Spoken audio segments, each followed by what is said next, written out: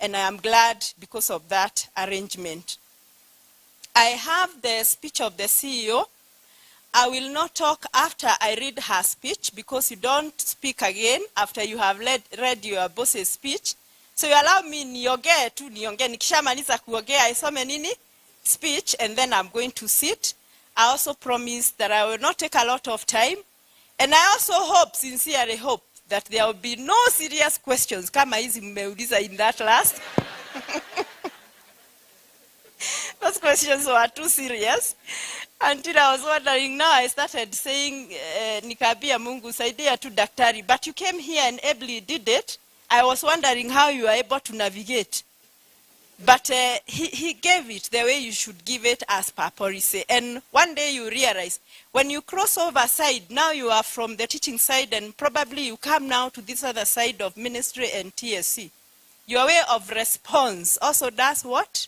Changes. Just like when you are speaking to your teachers, unaongea kama sisi ama ni aje? How do you speak to your teachers? Kama sisi, sidio? And then the teachers speak like you now where you are seated now. So you just reverse the roles. But I want to say we are really appreciative of all of you, the principals. We are also very appreciative of the sponsors because of the role that you keep playing every day in our schools. Indeed, what you keep doing, I do not know whether I would really manage me as Lillian, because your role is very, very critical.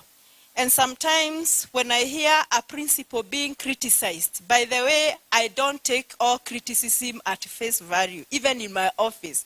Because most of the time, kuna mtu ameweka nini? Kachumvi.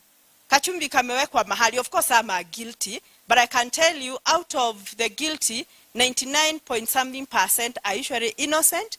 And if you listen to their side of the story, then you discover this principal needed a hearing and they needed to be helped one way or the other. So I want to say this. While you are in those schools, with all the troubles that you have, the troubles concerning TSC, the troubles concerning ministry, the troubles concerning our parents, don't allow yourself to drown in those problems. Mumenisikia? Don't allow yourself to drown. You know, you have a life after this. Your life is not just about that school. There is a life you will go to. And my big question is, when you are going to that other life, how will you go? Hiyo ndio swali ya muhimu. Kara, my classmate, I went to school na nilikuwa namshinda, hebu fanya hivi wakuone. And I know the other EU90s. I think there's another one. Wako wapi EU90s, by the way, in the house? Yeah, you can see. Tulisoma sisi. Yes. And I was wondering, when you go back finally to that home, how will you go?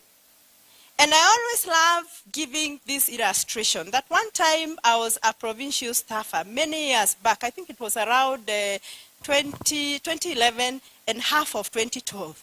And one deputy principal came to my office. And it was a he. Akaniambia, madam, ebu mimi nitafutie kashule. He wanted to be a principal. Those were days for you to be a principal. You either had to be in job group what? M, or in job group N. Akaniambia, I want a school. Na tafadhali, he was very categorical, very specific. Usinitafutie kashule kanini? Kadogo sana. Mimi nikashindwa ni kagani yako? And how do I build schools? Anyway, I was young, so I'm also taking it by face value. So I told him, God gave me wisdom, and I told him, you go, when you find a school, ikitokea, come back and tell me you have found a what? A school. After about 2 months, a teacher came. I had actually forgotten him. And he came and told me, madam, do you remember me? Akajinto, oh, it is you. Oh, umepata shule? Yes. And he told me, nimepata kashule kakifanya nini? He did like this. Kakitokezea. Kanatokezea like a mushroom. Nikamuliza, where? I'm saying this so that you guys take care of yourselves. And he told me, there is a principal wa shule this and that. Ako very sick, I see you. Hawezi chomoka huko. Yeah, I don't know what I felt, but nilicheka kwanza. Not that I was laughing at that principal, but I could see how this deputy was so visionary. Wewe ukifikiria ati tuende tukamfanyie harambe, mtu mwingine anaona nini? Opportunity. Opportunity. Wewe unalegalega, mwingine anaona nini? An opportunity. And so my big question always comes, as I work for the government and Republic of Kenya, and as we all work, Reverend Lucy, as you work also for the church, Dr. Sugut, as you work for the ministry, my big question is, what will be the end result and how shall we get out of this employment? Because one day a letter will be done and you'll be told it has been. What is very surprising, when you retire, nobody tells you that you retire. Wengine wanasema sijaambiwa na TSC. Tunakuambia kwani hujui umefikisha 60 years? Si hata payslip imeandikwa. Payslip ikifika unajua mwaka wako umefanya nini? And 1 year before we request for your documents to do what? Damaris is behind there. She can tell you what we do. We asked you to bring your documents. And we also call you not to advise you about how you retire. No, it is to advise you on what we need when you are exiting. And once you exit, it is like another letter coming that says it has been, because a suitable replacement has been found. Kwa hivyo, huko mulitoka, na kwenye mnataka kurudi saizi, musiharibu mazingira. Some of the people that you have left at home, probably your spouses and children, they are so happy that the PCEA, the Presbyterian, has called for this meeting. Wacha aende kidogo hapa tufanye nini? To breathe kidogo. Sasa wamesikia ati mmekata na siku moja and they are wondering, ngarudi hapa. And you know what happens in such a state? When you retire, these people are not going to let you leave. You will get frustrated 2 years down the line before you even enjoy your pension fully. Uko wapi? Chini. So, tuwe tunaishi na hao watu vizuri. Wherever you will go back to, it is very important. It is very critical to just, live with them. Munanielewa ama mnielewi? Unajua kama mimi ni mtu wa kuhamahama. Me, by the way, I really pebeleza my husband because I know at the end of the day, when I am through with moving around Kenya, I will go back where? To that home. Na unajua sitaki akakatae kunisogea. Na sitaenda huko kama director. I'll go there as a wife and as a subordinate. So the same case now applies to you guys. Take care of where you go back. Now, I want to address 1 or 2 issues. The first thing I want to address, it is the issue that the chair of the session has just talked about teachers. Yes, we recognize the fact that there is scarcity of teachers, and it is true, you people have employed board teachers. Hata sikusikia mkiuliza hiyo swali kwa Dr. Sugut, ama mlimuuliza how to pay the BOM teachers. But we expect you to give a full CB in your school and also to pay for those teachers. So as a commission, we recognize that. But sincerely speaking, it is not just about the commission on its own.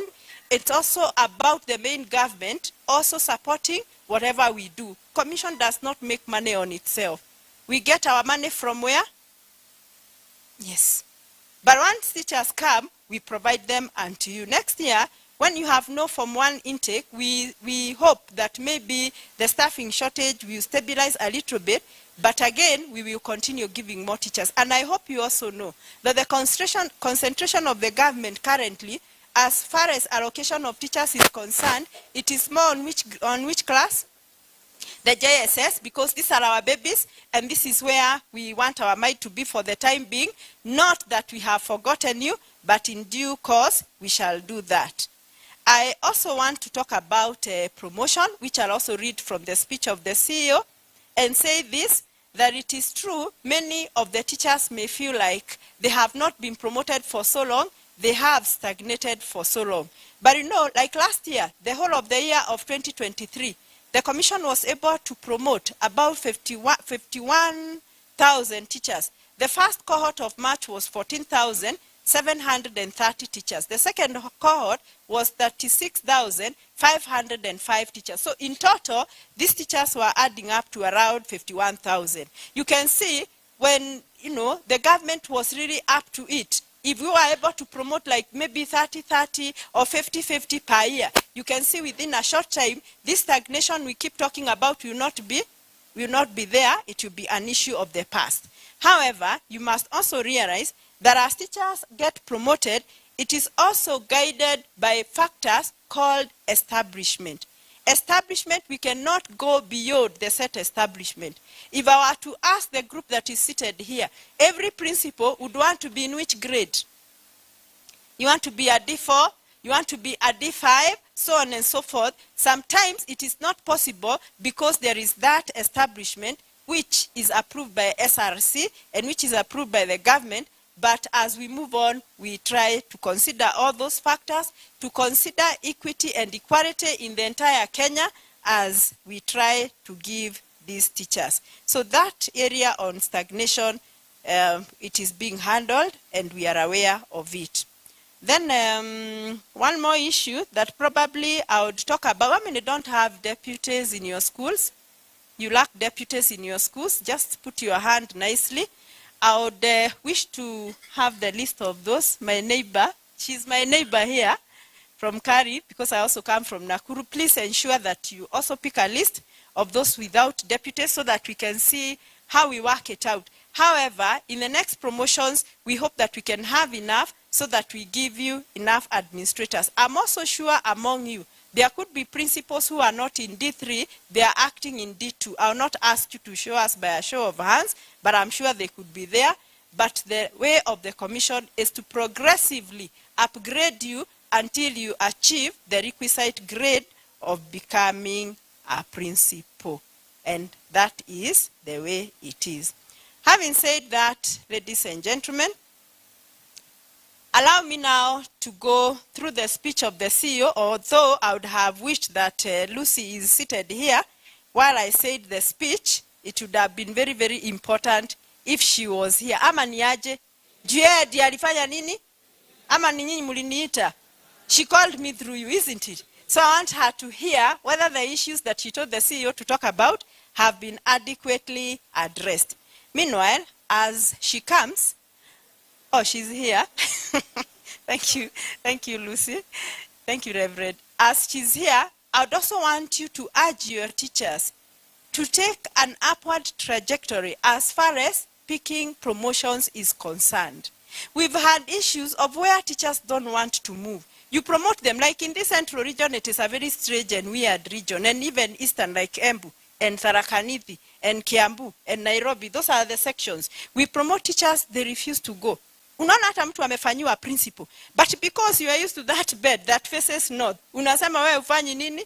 Utoke. Afadhali ufanye nini? Ukufe lakini utoki. Huko kuna hardship huko. Hata kuna mwingine Mukunya, I can see you laughing because she's one of those people who had refused until we had to do high grade counseling for her. Mukunya ebu asalimie. She had said she was not going to leave Starehe Girls. Why? Because Starehe kuna mayai, kuna masausage, kuna kiti cha squatter, iko Nairobi, iko nini. Allow me to use that as an example. When I saw you, I'm happy because and it is not you alone. Wako wengi. Ni vile tu uko brown nikakuona vizuri. Ni wengi wako hapa. Please advise your teachers to move. Because wanakatalia hapo kwa nini? And you know, the only way to earn an upward mobility is by deciding to take a step of faith and move into the next what? To the next school. I'm seeing like him, he was at Kangemi High School, where he used to eat the hardship and everything. Na saizi uko wapi? Mohori Moshi, he decided to move. And I can see my friend from my Mahiu, Bogua, who was at Gaviroine Boys. And when he was leaving Kiambu, he was feeling like he was going to die. The other day, nikamuliza, tukurudisha Kiambu. Pana mimi si wa Kiambu. In fact, he denounced Kiambu itself by its name. It is the same thing we want you to do for your teachers. When I was teaching, and my last station I was teaching, I was in a school called Kiamaina. It is in Nakuru County. And I just did an interview. Hivi tu kimchezo. And I went for the interview and I pursued and I got it. And the first posting took me to Nandi County. And I was young. And I had a young family. Na nikapelekwa Nandi. Watu wakaanza, unajua kuna watu wanakuhubiria mambo mengine. Wanakwambia wewe utaenda uache bwana na watoto. Na mimi nafikiria hata huyu bwana naweza pata suitable what? Juu sasa utamwacha na nani na nani? Unamwacha na watoto na nani? Kwanza unafikiria very cheap, unafikiria hata house girl, hata huoni outside the box. But then one lady came and preached to me one verse or two verses in the book of First Deuteronomy. And the book was saying, it was the Israelites. They were being told by God, you have dwelt on this mountain for so long. You need to break camp. They had forgotten that when they were coming from Egypt, their agenda was to go to Canaan. And they thought they can dwell on this mountain for so long. So walikuwa hapo kwa mlima, nguo haziishi. Imagine nguo haiishi yake ya Mungu. Ladies, imagine a dress that is not wearing out, you can wear it for I don't know 5 years. Can you imagine? Imagine ati unaumwa na nyoka, nyoka ingine imewekwa pale, unaiangalia, unafanya nini? Unapona. Imagine there is no food and so God gives you manna, and when manna is too much, unasikia bored, God gives you what? Quails. I mean some meat. And you feel so contented because even the battles you're fighting, you can win. These are things that can make you stagnate. I've even seen another one who was telling me the other day she will not go. Lakini sitamtaja saa hizi. Because umetosheleka unasikia vizuri tu hapo. Sometimes you have to do what? You have to live. And this is the advice I want you to give to your teachers. Hata kama imebaki miaka 3 ya retire, maybe where you are going is better than where you did what? You came from. So Damaris, hata wewe hapa umekaa pale Kiaba, I think I'll go and tell your boss akutoe Kiaba, akupeleke wapi? Rari, sub-county. Ananifanyia hivi. You know, the change that you need. And the way it can be so much appreciated. So when we ask teachers to apply even for promotion, when it comes now to applying for administrative position, you find that they are jittery. And that is how so many of them have done what? Have stagnated. When you find me telling you, move from school A to school B, you tell me, unajua, hata ministry imepeana 3,000,000, goja kwanza ni spend hii 3,000,000. Who tells you where you will go, you will not find even 50 million to spend? Another one anakaribia retire. Sa hiyo unakaribia retire ndio unasikia sasa ndio umefika 40 years. So you don't even want to retire. You want a what? An extension. Hello? And so when you want the extension, the big question that pops into my mind, when will our children ever get these jobs? Because we are supposed to live, but we can't live because we want to stay. And when it cannot come, some people go to very high levels.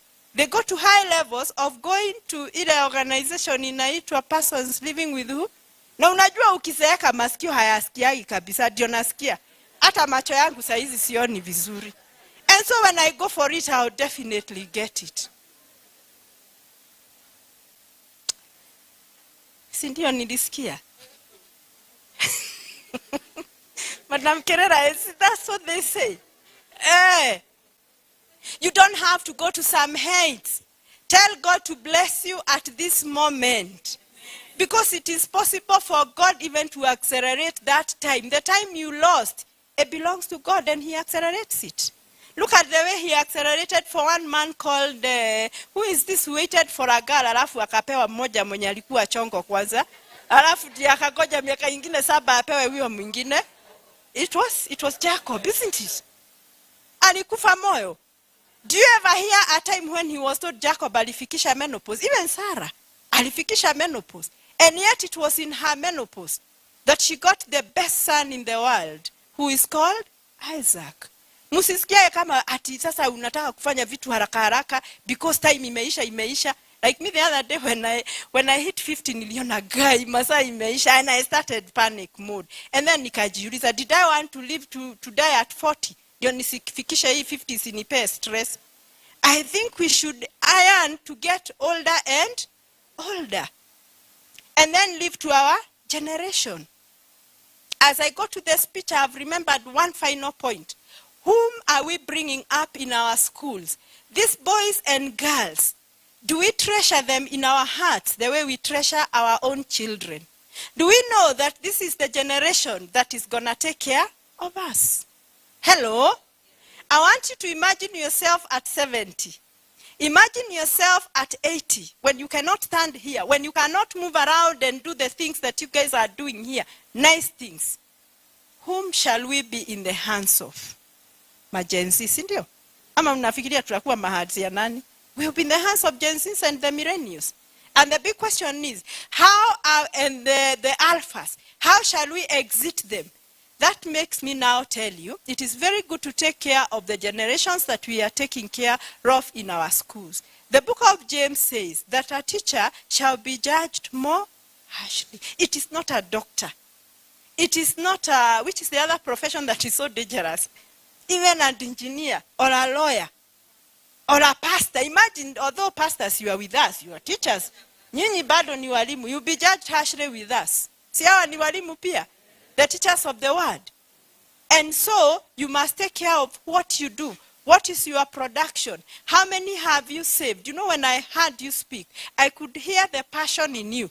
That as much as you're strained, you have an obligation to make sure that these boys and girls go through the system of education and they do what? They go well. If you release a nasty generation, it's gonna do what? Come back to you.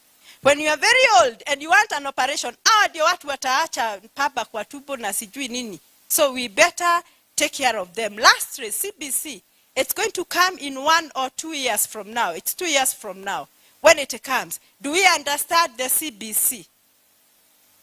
Kwani mmekimya aje? Tunaelewa CBC? How? What do you know about CBC? The pathways. Oh, mnajua pathways. Very good. What else do you know? Like, for example, what do we call the testing methods for CBC? Inaitwa the CBA. Na si CBA ya collective bargaining agreement. Ni competency-based what? Assessment. Where competition will be within the child, but not within the schools that, like we have done with 844. When I ask you how will we measure assessment, we have something that we call the what? The what? The rubrics, isn't it? The rubrics. When you hear a child being told you are meeting expectation, what does it mean? Akajui kitu. Mtu ana approach expectation. And then there is another one who has met expectation. There is another one who has, you should be able. Sasa, these children are coming to you. If you don't even understand the basic terms, what do we call a syllabus in them?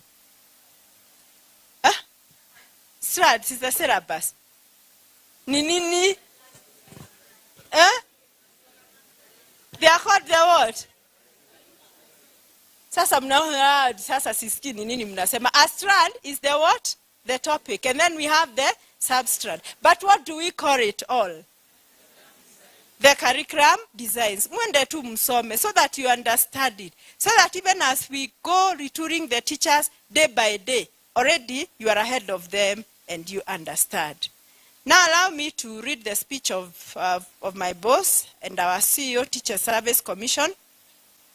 So the moderator of the 24th General Assembly, Reverend Thegu Mutahi, the General Secretary, Reverend Dr. David Wehenya, the PCA National Education Secretary, Reverend Lucy Wawero, all government officials present, all local leaders present, TSC and OMWE officials present, all the principals of the Presbyterian-sponsored schools, all Presbyterian principals, invited guests, ladies and gentlemen. It gives me great pleasure to be with you on this day in celebrating this auspicious occasion of this year's PRESPA National Conference under the theme, Excellence and Faithfulness All the Way. Thank you for the honor. A conference for the school leadership with the sponsor and other education stakeholders is a very special day that enhances the members to update themselves on the upcoming trends, especially in school management. Marked once annually, this is a very important day in the PCEA church calendar for all the students, teachers, parents, and all other stakeholders who have greatly invested in education. It is a day when the principals come together and they share experiences, challenges and achievements as they face the future with fortitude.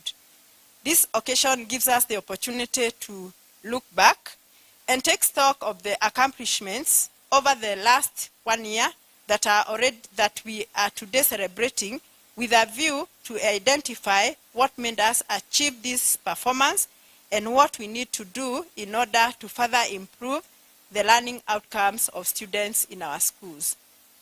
I take this opportunity to thank you for the continued support in adhering to the government directives and policies, ensuring that the acts that govern the education sector, such as the TSC Act and the Basic Education Act, among others, are adhered to. I wish to remind the school administrators, and that is you, the principals, to ensure that learning continues to take place in our schools as the learners' basic rights as per the Constitution and the Act are taken care of. I wish to thank the sponsor for your continued spiritual, moral, physical, and mental support of our schools, and wish to encourage you to continue in the same spirit. Your continuous communication on different matters, especially on staffing, helps in making informed decisions on school management. It is my humble appeal that the cordial communication pertaining our institutions is sustained. Further, I wish to address the following matters as requested in your invite. So the first matter that was raised was on staffing. The Commission acknowledges that in some schools, the teaching staff would be inadequate sometimes, leading to a stretch in the budget due to the salaries of BOM teachers. The Commission will continue to progressively provide teachers to all learning institutions as they become available. The principals are encouraged to employ other strategies of dealing with staff shortage, such as integration of ICT in teaching and learning. On teacher promotion, it was another issue that was raised. The process of teacher promotion is as per the career progression guidelines for teachers. You can find them online also. It is done through a competitive process once vacancies are advertised. The Commission is ensuring that it achieves this mandate. To achieve this mandate, it has continually promoted the teachers. E.g., in the year 2023, the Commission promoted over 51,000 teachers, and it would continue to promote subject to declaration of vacancies and availability of funds. Last matter that you raised was on mental wellness of the principals, but we also added of the teachers too. The Commission endeavors to ensure the wellness of all its employees from entry to exit. This has been made possible through the creation of a wellness division that deals with issues of staff with mental health issues. The division is very instrumental in referral of cases for more specialized care, such as psychiatric care, rehabilitation and counseling therapies, and gives recommendations on how to manage teachers who have severe mental health issues. To guide the activities of this department, the policy on drug and substance abuse and HIV in the workplace are in place. Further, there is creation of awareness and training on mental health and non-communicable diseases, which is further facilitated by champions that are within the 47 counties. The TSC medical insurance, and I want you to listen to this very carefully, the TSC medical insurance cover for teachers caters for mental health and rehabilitation cases. To enhance work productivity and quality of life, the teachers are encouraged to seek for help on all medical issues. Finally, I wish to thank the Presbyterian Church of East Africa and the school leadership for organizing this conference, and wish you God's blessings in your future endeavors and performance of duty. Thank you so much, ladies and gentlemen. Thank you. Thank you, Madam. You can bear with me that it was a very good piece of information and speech.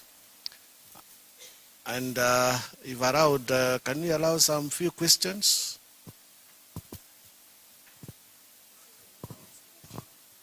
Yes, a few questions. She request easier questions. Sio gumu kwa sababu ni Friday. Aya. Bwana Mudhaya, you can pick the mic, eh? Let's do it a bit faster.